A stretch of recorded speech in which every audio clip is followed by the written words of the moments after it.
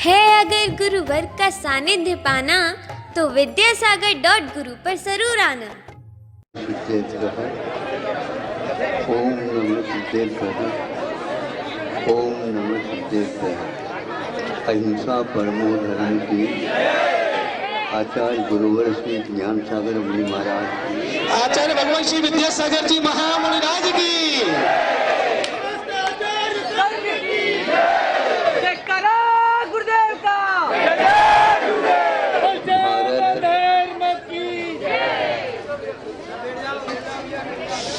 विश्व के अनेक देशों में अपना अस्तित्व, अपनी संस्कृति, अपना आचरण, अपनी शासन पद्धति, इन सब से विश्व में इसकी अलग रूप से पहचान है।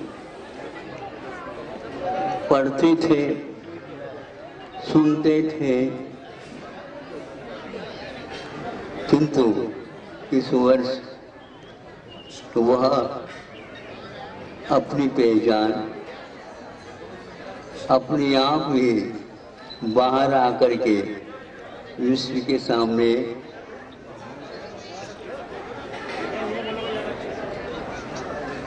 इसमें कोई संदेह नहीं है। जब विद्यार्थी पढ़ता है, सुनता है और मनन करता है, सब कुछ होता है, किंतु जब वर्ष पूर्ण हो जाता है तो वह आगे उन्नति के लिए दूसरी कक्षा की ओर जाना चाहता है और उसका प्रबंध भी है, लेकिन इस कक्षा से उस कक्षा में पहुंचने के लिए बीच में परीक्षा होती है। वो परीक्षा की घड़ी सब लोगों के लिए समान रूप से आती है। प्रश्नावली आ जाती, प्रश्न पत्रिका आ जाती है, बांट दी जाती है। कक्षा में बैठे हुए से लगता है, लेकिन वो कक्षा नहीं है। वहाँ पर कोई भी अपने शिक्षक नहीं, जो पढ़ाते थे, सुनाते थे, समझाते थे, पूछताछ करते थे। अब न पूछताछ होती है, न सुनने होती है, न और कोई बुलाना कुछ भी नहीं होता। नीचे देखो पहले, ये प्रश्न पत्रिका है, अब ये प्रबंध है। बोलना फिरना कुछ नहीं। ये परीक्षा की घड़ी क्या है? ये एक प्रकार से अपने किया हुआ प्रयोग के रूप में कितना आया है जीवन में, उसकी पहचान करा देता है। भारत की परीक्षा, वो कभी परीक्षा देता ही नहीं, वो तो प्रत्येक घड़ी उसकी परीक्षा ही ऊपरी होती रहती है। यह अपनी पद्धति है। शिक्षा के क्षेत्र में विशेष परिवर्तन को लेकर के जब चर्चा आई भारत में, विदेशों में भी उसी का अनुमोदन, अनुसरण करने का उन लोगों ने अपने भाव व्यक्त किए हैं। भारत की ये शिक्षा नीति, भारत की ये शिक्षा की पद्धति और यह रूप और इसमें परिवर्तन भी लाया जाता है, वह भी जब सामने आया तो इसमें कम से कम 10-20 अच्छे राष्ट्र इसकी प्रशंसा और इसकी अनुमोदना और इसी के अनुकरण करने के लिए उन्होंने अपनी भावना व्यक्त की है। आज आपके सामने सभी लोग प्राय करके कलेक्टर साहब भी, एसपी साहब भी, डबल TIA, कल डबल चौकी आई थी, आज डबल TIA।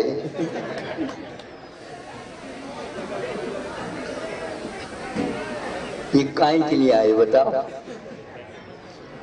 इनका तो कोई क्षेत्र है ही नहीं है। नहीं, ये भारत की नीति और रीति है। हमें हमेशा हमेशा साधु और संतों के संपर्क को भी बनाए रखना है।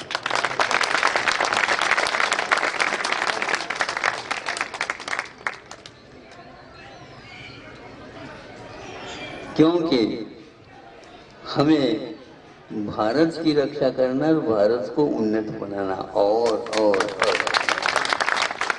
यह अहिंसा, सत्य आदि नीति रीति के बिना संभव नहीं।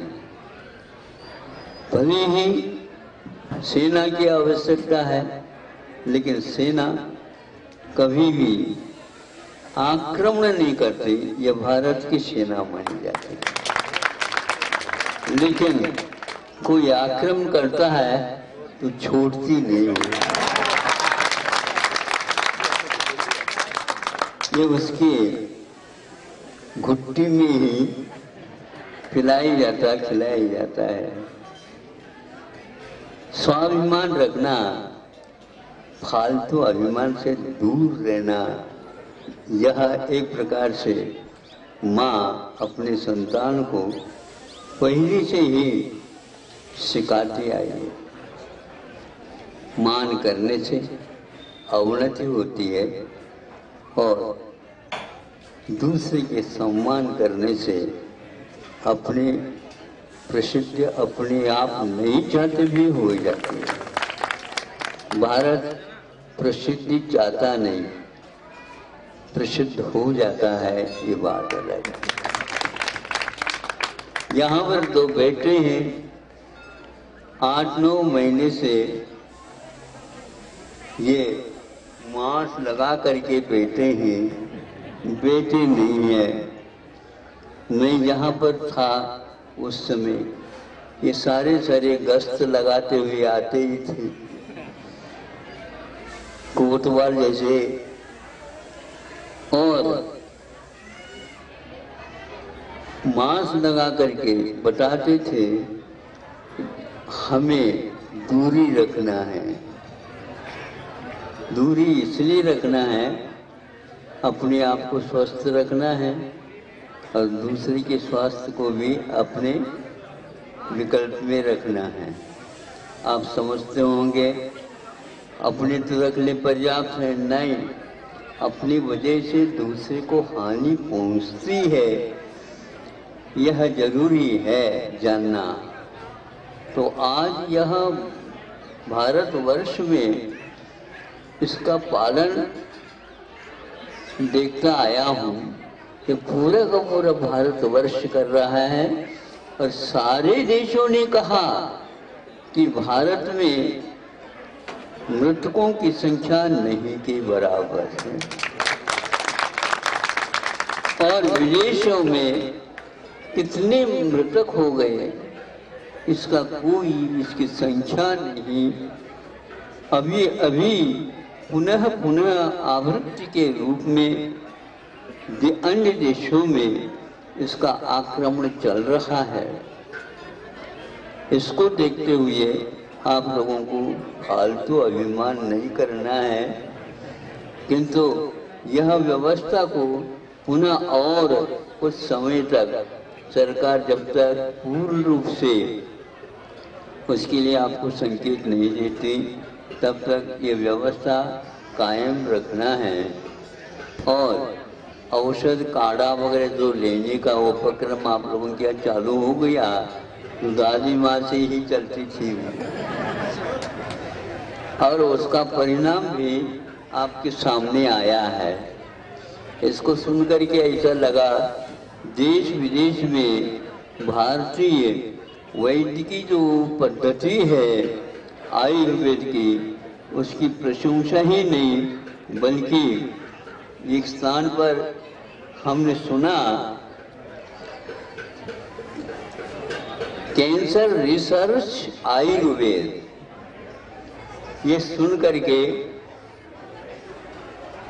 ऐसा लगा कि किसने कहा, यह एक प्रकार से अमेरिका ने कहा है।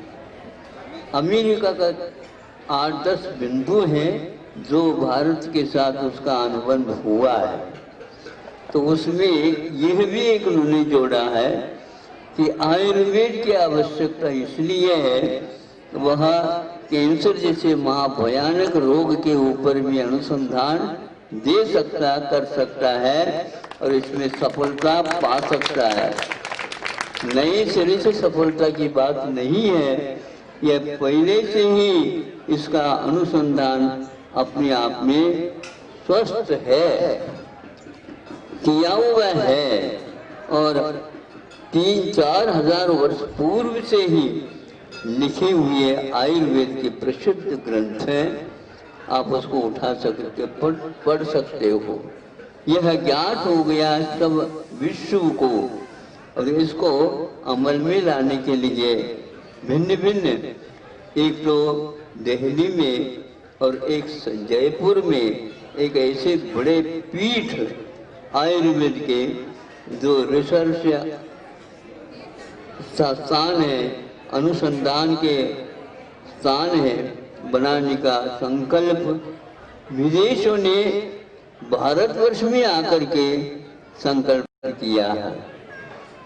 भारत को कुछ देना नहीं है, किंतु भारत के पास वो आकर के इस रिसर्च को, अनुसंधान को करेंगे आयुर्वेद के आधार पर।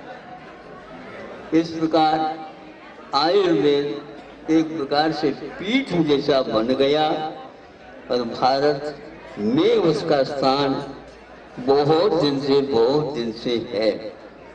आयुर्वेद का प्रभाव एक प्रकार से विदेशों में भी, यूनानी जो कोई चिकित्सा पद्धति है बहुत प्राचीन मानी जाती है विश्व में, उसके ऊपर भी भारत का आयुर्वेद की दृष्टि से प्रभाव रहा है, इसमें कोई संदेह नहीं। जो औषध की नामावलियां हैं वो सारे के सारे यूनानी आयुर्वेद चिकित्सा पद्धति में भी मिलती हैं। उनके गुणधर्म भी एक प्रकार से मिलते जुलते हैं, बल्कि यूनानी जो है अनुकरण करने वाला एक राष्ट्र है और भारत उसके लिए सहयोग देने वाला बहुत प्राचीन देश है। इस प्रकार आयुर्वेद के कारण भारत अनेकों राष्ट्रों के लिए अहिंसा की पद्धति से जीने की शिक्षा देता आया है और वह शिक्षा इस सब के लिए हितकारी सिद्ध हो गई है। अब आप लोगों का कर्तव्य है कि आप थोड़ी सी आंखें खोल दीजिए। यदि नंबर लग गए हैं आंखों में तो चश्मा लगा लीजिए। यदि मान लो बदल गए हैं तो अब उसमें नींबू के रस का प्रयोग कर दीजिए। गंगामृत है, हल्दी, नींबू के रसायन को भी आप उपयोग में लाइए। हमारे लिए 50 वर्ष पूर्व में कहा गया था आपको महाराज चश्मा लगाना ही पड़ेगा, तो भैया हम जबरदस्ती आप लगवाओगे तो हम नहीं लगवाएंगे। और हम इस बात के ऊपर अवश्य ही रिसर्च अनुसंधान करेंगे और हम आज भी बिना चश्मा के अच्छे ढंग से पढ़ सकते हैं और आज भी उनका प्रयोग करते हैं।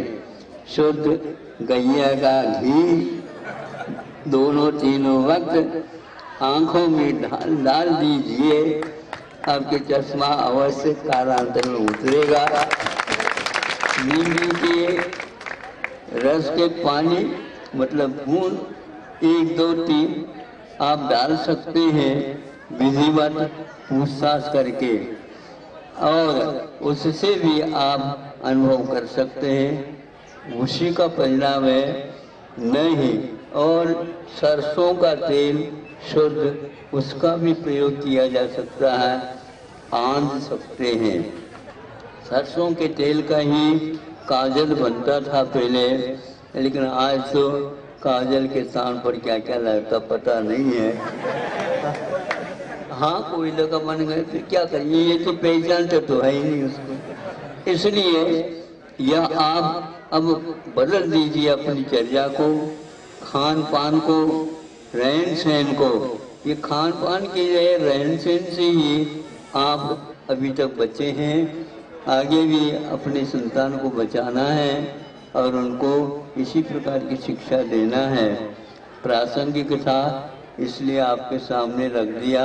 अब ये सारे आप लोगों की सेवा में अभी भी रत है और बहुत निष्ठा के साथ यहाँ के शासन प्रशासन ने काम किया है।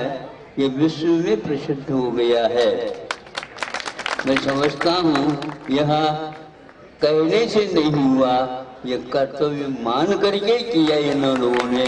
इसकी प्रशंसा शासन ने भी की है और समय समय पर शासन ने संकेत दिए हैं, उसका अनुकरण आप लोगों ने किया है। आगे भी कुछ इसी प्रकार करते रहना है। आहार पानी को आपको सुधारना है। जो पश्चिमी हवा के कारण इस ओर आ रहा है, उसका परिणाम सब लोगों को ज्ञात हुआ कि मांस के कारण ही यह महामारी इतना भयंकर रूप लेकर के खड़ा है। यह विश्वास सबको, मांसाहारियों को भी हो गया है। शाकाहारियों को तो पहले ही विश्वास था, अब उसको और पुष्ट करना है और आपको स्व और पर के जीवन की रक्षा के लिए आपको आहार पानी आदि करना है। अहिंसा परमो धर्म।